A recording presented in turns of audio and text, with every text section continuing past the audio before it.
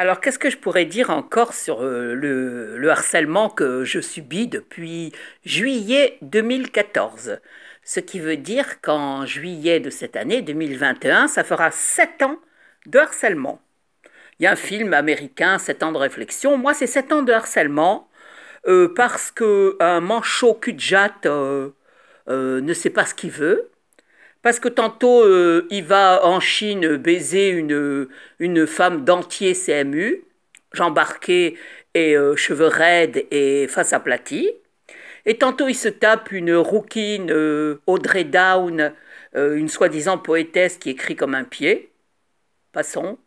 Les Américains, ils appellent poésie toutes sortes de prose où il n'y a aucune rime. C'est-à-dire, il n'y a pas de rime, il n'y a pas de césure, il n'y a pas d'hémistiche, il n'y a rien. Évidemment, c'est pas Victor Hugo, ça c'est sûr. Donc, il y avait ça, et j'ai répertorié parmi les rouquins, donc cette Audrey Down, là, qui apparemment était une femme mariée avec 2 enfants, et qui se faisait sauter par abosdar.wordpress.com, et qui trouvait ça très très marrant. Il y avait aussi une vieille folle de 85 ans qui est en Australie, qui est dite chez Frémentol ou Fermentol, un truc comme ça, qui a écrit, parce qu'elle a fait un périple en Europe avec son mari, elle a écrit un bouquin dessus, et elle venait sur le blog d'Abosdar, se faisant appeler MR, alors bon, je ne sais pas quel est son nom, enfin, je l'ai su dans le temps, mais ça m'intéressait vraiment pas trop. Et donc elle venait dire oui, voilà, on aurait cru elle excitait les gens sur le blog d'Abosdar, un moins que rien qui écrit comme un pied, quoi. Et, euh, et c'est celui-là qui disait qu'il était fou de naissance et que ce dont il avait peur, c'est de finir à l'hospice. En général, ce dont on a peur, c'est ce qui finit par nous arriver. Enfin, je le dis comme ça, hein.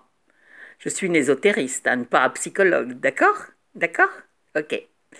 Ah, il y avait aussi une rouquine, une vraie connasse nommée Lune Soleil, qui prétend être une astrologue qui ne vaut absolument rien, qui copie des textes des blogs américains ou anglais et qui ensuite ne vérifie pas les corrections. Et donc moi, en lisant certains de ces articles, hein, dont elle revendique le copyright, attention, hein, elle revendique le copyright. Alors en lisant certains de ces articles, je voyais bien que cet article n'avait pas été écrit par elle, puisque elle n'avait pas corrigé, qu'évidemment la correction, la traduction par Google ou par un autre moteur de recherche, par Bing ou par Google, ça laisse à désirer, hein. Ça laisse vraiment à désirer.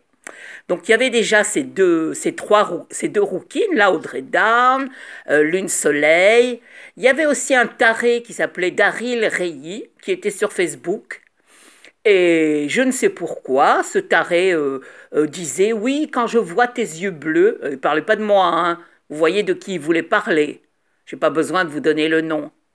Donc, quand je vois tes yeux bleus, moi je suis enchantée, etc. Encore un qui jouait, qui aimait qu'on lui joue de la trompette dans la turbine à chocolat.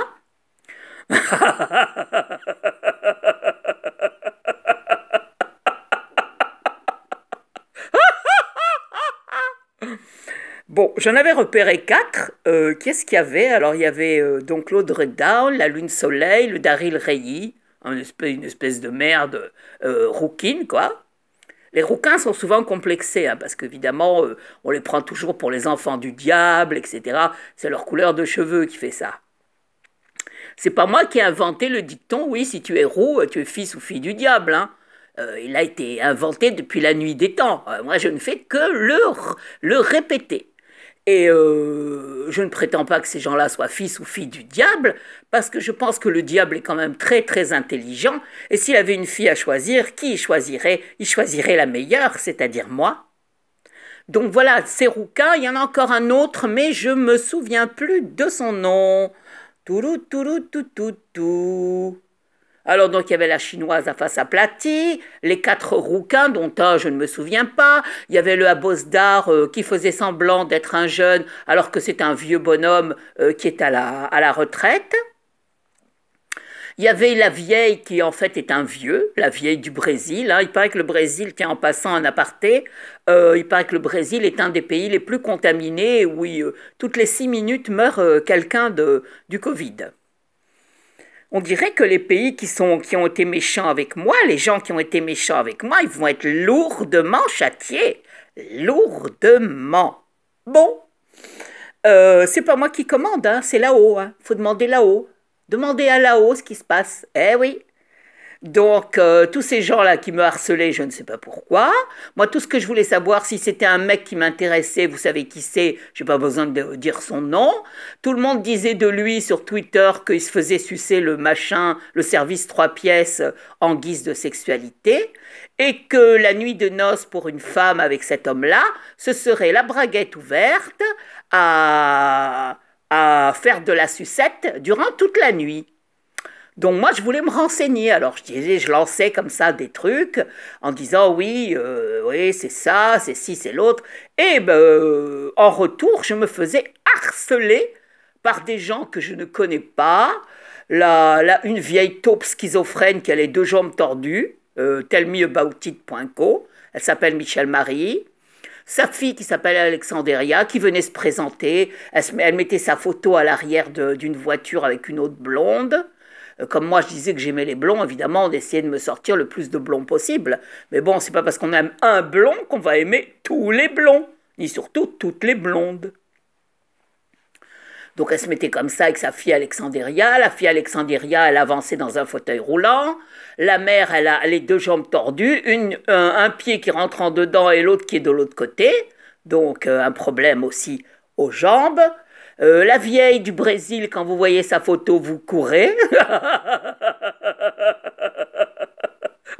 C'est Vampirella en moins bien. Vampirella, mais en moins bien. Oui, oui, tout tombe, quoi. Les bajoux, les yeux, les cheveux bien poivre et sel. Enfin, la vieille typique, quoi, de 85 ans qui n'a pas pris soin d'elle-même. Parce qu'il y a des vieilles à 85 ans, elles se teignent encore les cheveux, elles ont fait ce qu'il fallait pour faire attention à elles, etc. Et elles sont encore, bon, je ne dis pas qu'elles sont super, super, super, mais elles sont encore potables. Potables. Et qu'est-ce qu'il y avait encore? Ah oui, il y avait le fils de cette vieille. Alors le fils de cette vieille, c'était un brun à barbe, style djihadiste, comme celui d'ailleurs dont je vous parlais, qui soi-disant avait les yeux bleus. Puis une autre fois, on le voyait sur une autre photo, il était rouquin avec les yeux marrons. Alors bon, on ne sait jamais où est la vérité. Et qu'est-ce qu'il y avait encore? Ah oui, il y avait la face aplatie aussi, la face aplatie. Alors, face aplatie, elle avait un gosse, soi-disant. Elle avait un gosse. Le gosse, alors ses poésies, c'était des haïkus. C'est tellement facile. La pluie tombe, il y a des gouttes sur les carreaux. Qu'est-ce que je pourrais dire encore? Un oiseau chante. Oh, qu'est-ce que je suis bonne, dis donc. Waouh, je suis, mais alors, la reine des poétesses. Bon, quand mes bouquins seront édités, je vous lirai mes poésies sur YouTube et vous verrez un peu de quoi je me chauffe. Alors, il y avait un taré qui m'aimait pas et qui était jaloux de moi, évidemment, parce que quand on aime quelqu'un, on vient pas lui faire ça. Quand on aime quelqu'un, on le respecte. Et ce taré, donc, il m'aimait pas, il était jaloux de moi, et il disait de moi, oh là là, celle-là, elle écrit comme Victor Hugo. Mais ce mec-là, il a dit la vérité. Je suis la fille de Victor Hugo. La fille de Victor Hugo. Moi, j'aime la poésie qui fait monter au ciel. C'est mieux qu'une nuit avec un mec, hein, parce qu'un mec, bof, c'est quelconque. Un mec, il vient, son machin se met debout, tout droit, il fait du rentre-dedans, vas-y, vas-y, vas-y. Une fois qu'il a fini de faire son rentre-dedans et qu'il a vidé son service 3 pièces dont vous n'aviez aucune envie, je présume, hein, la plupart des femmes n'ont aucune envie de ça, et la plupart des femmes même qui se retrouvent enceintes, elles haïssent la personne qui les a engrossées. Et il faut même savoir que l'ovule féminin, il se bat avec le spermatozoïde pour ne pas le laisser rentrer, ne pas le laisser pénétrer l'ovule. Donc la conquête d'une femme, ce n'est pas chose aisée. Et après, chapeautant tout ça, il y avait la grosse mère. Alors la grosse mère, allez, au bas mot, entre 120 et 130 kilos. Sur quoi 1,50 m, à tout casser. 120 kilos, des robes qui ressemblent à des robes qu'on achète, comment dire, dans les fripes ou les magasins de seconde main, mais des grosses, grosses femmes, quoi, des grosses, grosses, grosses femmes. J'ai rien contre les grosses femmes, hein. Je m'en fous, hein, qu'elles soient grosses, qu'elles soient maigres, c'est leur vie, c'est pas mon problème. Quand on veut pas être grosse, bah, il faut se priver, c'est tout. Parce que tu creuses ta tombe avec tes dents. Donc quand tu creuses ta tombe, forcément, bah, il faut arrêter de creuser ta tombe. Et ta tombe, c'est les kilos en trop que tu as sur le corps. Et donc il y avait cette bonne femme, il y avait sa fille aussi, mademoiselle le ton de entre 120 et 130 kilos, qui venait me dire que parce qu'elle avait un chapeau, elle n'irait pas à Washington. Elle a les yeux verrons, hein. J'ai regardé, bien regardé, elle a les yeux verrons. Donc elle venait me dire qu'avec un chapeau comme ça, on ne pouvait pas l'envoyer à Washington. On verra, on verra, on verra, mademoiselle Ton, on verra. Et chapeautant tout ça, il y avait donc le manchot aux jambes qui marchent ou qui ne marchent pas. Ça, c'est à vérifier. Celui qui est prêt, eh bien, peut le vérifier. Moi, je suis loin, je ne peux pas vérifier. Il chapeautait tout ça et il se délectait, mais il se délectait de me nuire. Il se délectait de me nuire. Ça le faisait monter au ciel, à défaut de monter au ciel autrement. Bon, il faut savoir que pour les Américains, je vous l'ai déjà dit, je sais pas, je crois, enfin bon, pour les Américains, un acte sexuel, par exemple un cunnilingus ou une fellation, c'est pas un acte sexuel. Pour eux, ça c'est de la banalité. Et puis beaucoup de filles au père dont j'ai suivi le parcours quand elles étaient en Amérique, sur YouTube, hein, disaient que justement ces Américains, par exemple, ils pouvaient flirter avec vous un soir, donc vous flirtiez, vous donnez un baiser, etc., ou deux ou trois, bon, vous n'allez pas plus loin, parce qu'en général, en France, on ne se précipite pas dans une chambre à se dévêtir comme des fous, comme si le sexe, c'était la finalité de la soirée. On préfère, embrasser, flirter, et revoir la personne et peut-être au bout de quelque temps, oui, si la personne convient ou si on a vraiment une véritable attirance, aller plus loin. Mais là en Amérique, c'est pas comme ça. En Amérique, c'est la personne, l'Américain ou l'Américaine flirte avec vous, deux trois baisers. Ensuite, bon ben au revoir, on se donne les téléphones et tout, puis elle peut rester par exemple pendant 2 mois sans vous téléphoner. Entre-temps, ça ne l'empêche pas d'aller voir d'autres personnes. C'est-à-dire qu'il collectionne les personnes pour toujours avoir quelqu'un sous la main, toujours avoir ce qu'on appelle une roue de secours, hein, parce que bon, avec vous, évidemment, il y a eu quelques baisers, mais la personne ne sait pas si elle va aller à la finalité. La finalité, c'est quoi? La copulation. Et c'est dans tous les pays. C'est pas seulement ni en France, ni en Amérique. C'est dans tous les pays.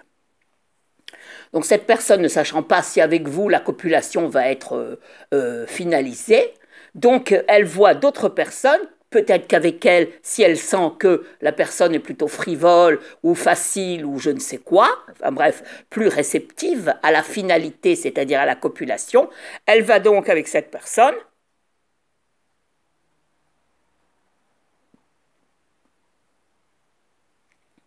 tout en pensant à vous, puisqu'elle vous garde dans son carnet d'adresses et que, par exemple, 2 mois après, alors que vous avez complètement omis cette personne de votre vie, puisque si une personne ne vous rappelle pas le soir d'après la première rencontre, c'est qu'elle n'avait aucun intérêt à vous revoir. Donc vous avez pensé, vous vous êtes dit, bon, cette personne ne me rappelle pas, je ne l'intéresse pas, bye bye, bye bye, bye bye. Et pendant ce temps-là, la personne, homme ou femme, hein, va à gauche, à droite, etc. Et voilà comment on transmet les maladies vénériennes et une maladie que l'on appelle la Lyme, Lym, et qui est l'ancienne forme de la syphilis, la borréliose. La borréliose, on dit souvent qu'elle est transmise par une tique, mais elle est aussi transmise par voie sexuelle. Et comme malheureusement c'est une maladie insidieuse, De la même façon que par exemple l'hypertension, c'est une maladie qui peut vous guetter et vous n'en savez rien. Donc vous continuez votre vie normalement, mais en réalité, vous êtes déjà atteinte et il est temps de vous soigner. La borréliose, c'est ça. Mais vous êtes tout le temps fatigué, des fatigues chroniques, parfois vous n'avez pas de coordination dans vos idées, vous avez du mal à avancer, etc., etc. Ça vient de la lyme. La lyme est l'ancienne forme de syphilis qu'on a réussi à juguler avec les antibiotiques et qu'avant, si, je ne sais pas si vous avez vu Out of Africa, mais dans Out of Africa, elle, c'est une femme qui se marie avec un homme qui est volage, qui va à gauche, qui va à droite, qui est porteur sain de la syphilis, qui la lui transmet et elle est obligée de retourner, elle habite le Kenya, elle a une ferme au Kenya, et elle est obligée de retourner dans son pays, au Danemark, pour se faire soigner parce que sans ça, la maladie est évolutive et évidemment, elle mène à la cécité et à la mort, et à la paralysie également. Donc elle retourne et à l'époque, on soignait avec l'arsenic. Beaucoup de prostituées, beaucoup de personnes malades ont été traitées à l'arsenic. Bon, alors ça devait être à petite dose certainement pour détruire donc le microbe de la syphilis. Et les femmes qui étaient atteintes de syphilis, eh bien, elles étaient condamnées à la stérilité. Donc, les Américains qui vont à gauche et à droite et qui s'attrapent la borréliose, eh ben, ils sont condamnés aussi à la stérilité. Ils sont condamnés parce que la lyme n'est pas une maladie reconnue, malheureusement, et qu'au début, ben, on ne sait pas d'où ça vient. On croit que c'est une tique qui les a piqués, mais ça peut être le plus souvent une personne volage qui va à gauche et à droite et qui a contaminé des tas d'autres personnes. Tout comme aujourd'hui, si vous voyez des gens sans le masque dans la rue, ce sont des gens qui n'ont aucun intérêt pour les autres. Pourquoi? Eh bien parce qu'ils peuvent être porteurs sains et qui peuvent vous transmettre le microbe en vous approchant, en étant... C'est pour ça qu'on vous donne des distances d'1 mètre, même de 2 mètres, et bon, ça va. En Espagne, il y a 400 000 morts. À Wuhan, la pandémie avait été enrayée, mais il paraît que maintenant, elle a recommencé. Il y a déjà, je crois, 400 cas du virus qui a muté, qui ont été de nouveau dépistés. Et partout, il y a des morts. Le Brésil, évidemment, il y a beaucoup de morts. Tous les jours. Il n'y a pas, il y a un gouvernement qui ne vaut rien et qui ne reconnaît pas la pandémie, qui ne s'occupe pas de sa population. Alors heureusement qu'ils ont arrêté, qu'ils ont définitivement mis de côté le carnaval de Rio, parce que sans ça, c'était des milliers de personnes, des millions de personnes qui allaient être contaminées. Donc voilà, ce que je voulais dire, c'est qu'en fait, quand on harcèle, c'est qu'on est un taré. C'est qu'il y a un problème, c'est qu'on veut rabaisser la personne parce qu'on se sent inférieur à elle, c'est qu'on veut l'emmerder, c'est qu'on veut l'empêcher d'évoluer, etc. Alors, moi, je vous ai dit tout ce qu'il y avait, je vous redirai encore une autre fois tous les gens dont je me souviens. Ah oui, il y avait aussi sur Facebook, donc il y avait le merdeux, là, dont je vous ai parlé dans la vidéo précédente, un merdeux pakistanais qui photographiait, qui prenait les photos de mères de famille qui avaient de la poitrine bustée et les mettait sur son site, encore un obsédé sexuel de 16 ans qui devait passer toute sa soirée à faire marcher sa main droite ou sa main gauche. Et oui, il y avait un mec qui venait se mettre sur mon Facebook à l'époque, hein, le Facebook que j'avais ouvert à l'époque, qui s'appelait Docteur Hanif. Donc ce Docteur Hanif, il venait me harceler. Moi, je ne comprenais pas pourquoi je n'arrivais pas à le dégager de mon Facebook. Et il avait une petite putain à côté de lui, une petite putain qui disait oui, on ne prononcera plus jamais ton nom, etc. Comme si moi j'avais à voir quelque chose avec ce docteur et sa putain. Voilà. Mais quand je vous ai dit ce sont des tarés, je ne vous ai pas trompé. Ce sont des tarés. Des malades. Des malades. Évidemment, en face de moi, ils n'auraient jamais fait ça. Parce que je pratique pas les arts martiaux, mais n'importe quoi, j'aurais pris n'importe quoi et je leur fendais le visage de haut en bas. Ils se seraient souvenus de moi. Mais évidemment, derrière un PC, on se sent très fort. C'est comme par exemple un mec qui a une arme, il se sent très fort. Il se prend pour Dieu. Il a une arme, mais sans l'arme. Tu lui mets un coup de poing dans la gueule, tu lui éclates le nez et toute la mâchoire et il va pas y revenir, hein. Mais bien sûr, avec une arme ou derrière un PC bien à l'abri, comme un bel hypocrite et un bel enfoiré, là, on est puissant. On est très, très puissant. Mais le FBI aussi, il est puissant. Et les forces de police aussi, elles sont puissantes pour dépister les harceleurs, même s'ils se tirent à gauche et à droite tellement ils ont peur, tellement ils sont lâches. Non seulement ils ont été hypocrites, mais en plus ils sont tellement lâches qu'ils ne veulent pas assumer les conséquences de leurs actes.